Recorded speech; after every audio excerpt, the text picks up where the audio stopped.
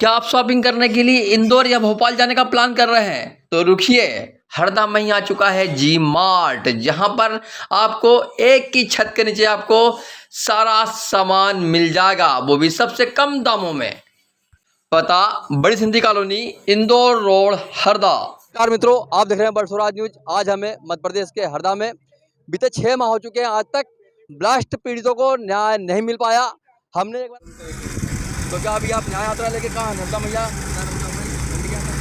तो आपसे न्याय की क्या की क्या आप किसे कामना कर रहे हैं? आप न्याय की आप शासन से ही है न्याय के लिए भाई, उन लोगों को फांसी तो हो कम से कम। हाँ हाँ, हम तो और ही कुछ चाहते हैं, पर कम से कम इनको मोदी सजा तो मिले। लोगों को मारा इन लोगों ने, हाँ कोई छोटी मोटी घटना तो थी नहीं है। सबको क्या बोलना चाहेंगे आप? तो यही उम्मीद रखते हैं कि वो निष्पक्ष होकर जांच करें और हमें न्याय दिलाएं। तो 6 महीना हो चुका, बोले FIR करेंगे। अभी तक FIR तो हुई नहीं है। उनकी एक बार और बात हुई थी उनसे, उन्होंने बोला था बोले साबुन की FIR होगी, बोले ठीक है। आप देख सकते हैं अभी तक FIR नहीं हो पाई। और इस आंदोलन की जो अग्रणी है एक हरदा की बेटी है अवनी बंसल बहन, जो शुरू से ही इनकी आवाज़ को उठा रहे हैं और आज मां नर्मदा और भगवान सिद्धनाथ से न्याय मांगने आ रहे हैं। आप क्या कुछ बोलेंगे, क्या न्याय मिल पाए अभी तक?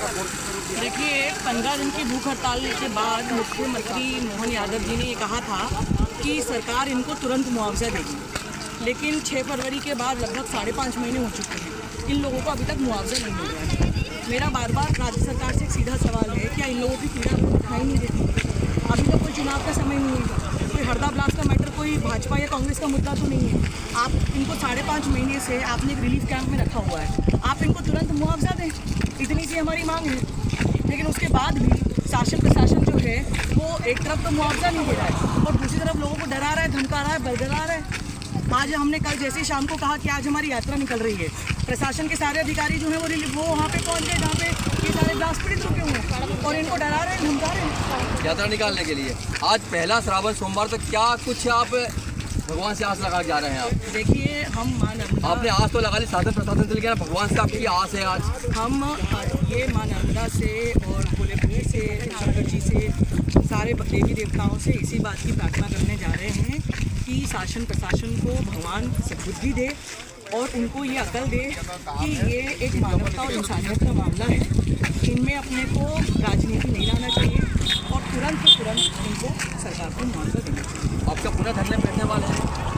देखिए, केवल धरने पे बैठना एक काम नहीं है, कोर्ट में भी लड़ाई लड़ रहे हैं, सड़क पर भी लड़ाई लड़ रहे हैं, जहाँ जो लड़ाई की ज़रूरत होगी वो सारी लड़ाई लड़ेंगे।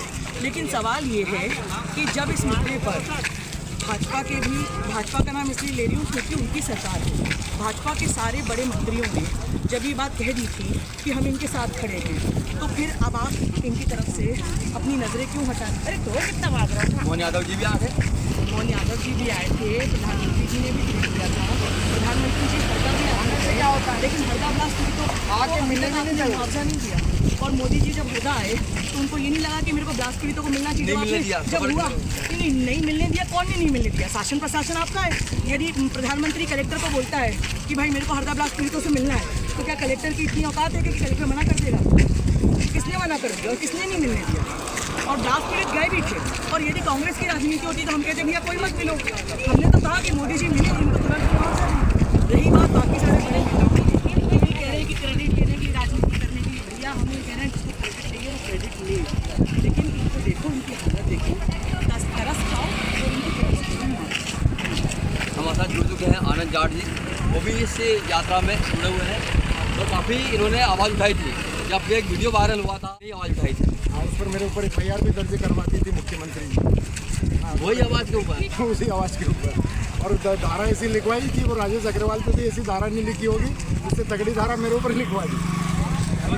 केवल आवाज़ उठाना, हाँ FIR दर्ज है और वो चलेगा, वो तो आपका कुछ बोलना चाहेंगे? मैं आपको बोलूँगा सही बात कि देखो भैया, इस मैटर में होगी थोड़ी धांधली ये हुई है कि जो भूमि, जो राजेश अग्रवाल की भूमि है, जो ब्लास्ट वाली जगह है, वो उसकी नीलामी होकर उसका पैसा जो है इन लोगों को मुआवजा दिया जाना चाहिए था, लेकिन प्रशासन ने अच्छी साठगांठ जमाई है।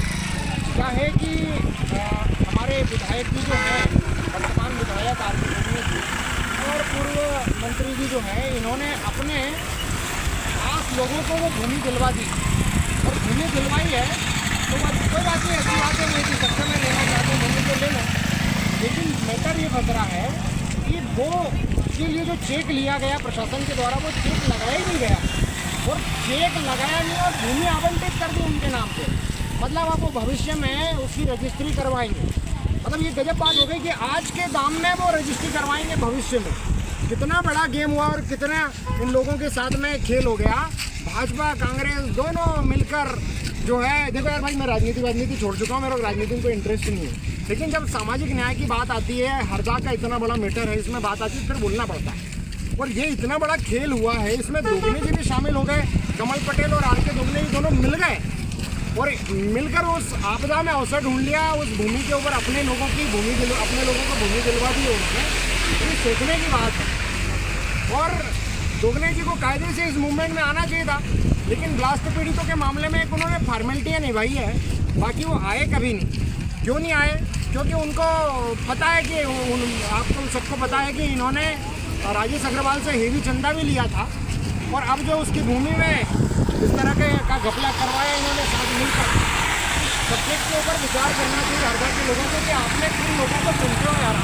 आपको 24 शक्के मिलते हैं क्या चुनने के लिए?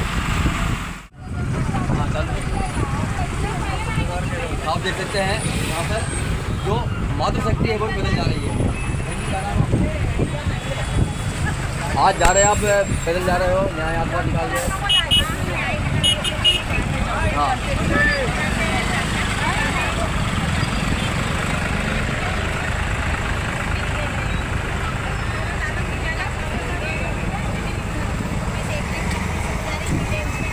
तो कितनी दिन लग गए?